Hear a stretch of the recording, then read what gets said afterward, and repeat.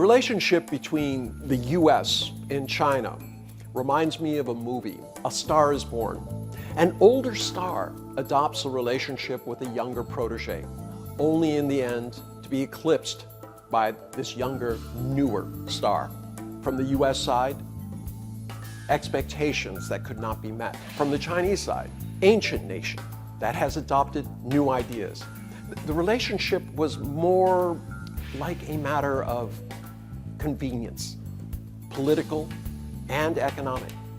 The U.S., a superstar, was beckoning to China, which was just emerging. The importance of the relationship could not be underestimated.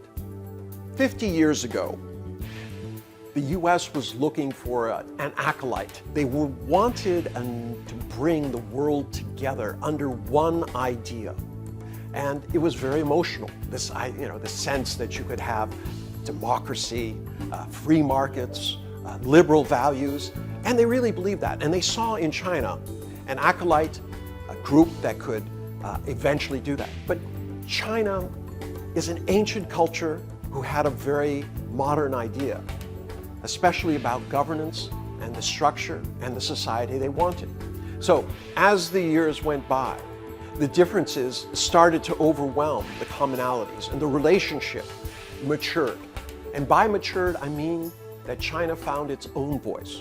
Chinese characteristics, phrase that's often used to explain how China has developed its own idea about governance, about how the world works, about economics, and it's been successful.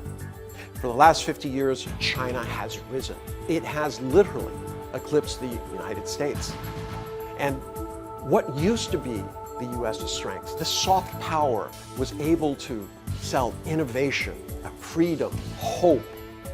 This was valuable. It sold not only the ideas of America, but also the products. But today, China's mixture of economic success and political restraint has now become something that is aspirational for many people around the globe. What started as a relationship that was positive has now kind of deteriorated into a mixture of recriminations and actions. For instance, the U.S., fearing that China is getting ahead, instead of saying, isn't it wonderful what competition does and how China has risen, they have instead taken actions against Chinese companies. In essence, is a geopolitical rivalry.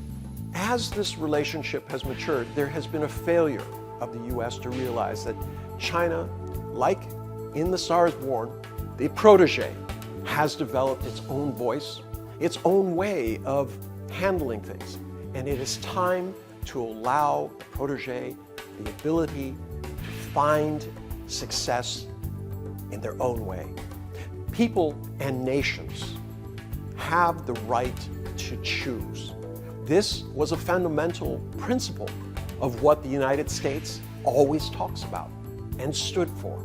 Today, China stands as an alternative, not a competitor to the United States. And it is incumbent on the U.S. to accept this. How will these two countries come back together again? How can they have a mature relationship? I say that the only way that is possible is to recognize that China has come into its own with a different system, not a competitive one, but one where they can work together, not only for their own interests, but for the necessity of working together for the world's interest.